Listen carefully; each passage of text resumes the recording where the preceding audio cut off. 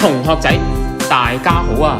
常識科單元4就係叫做食物。我哋而家會去認識一下，學習重點1：認識健康飲食金字塔。奶類食物有牛奶，均衡飲食先至乖。奶類食物有娛樂，享受美食真快樂。均衡飲食你能否？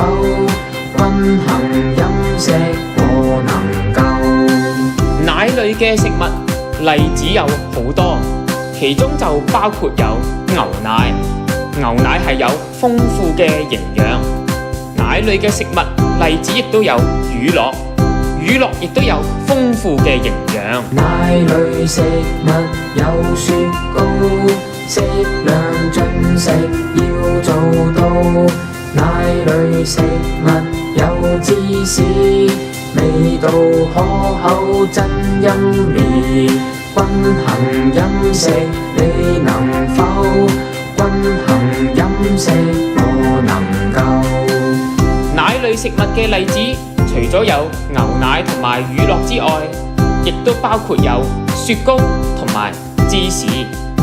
認識健康飲食金字塔，齊齊做得到。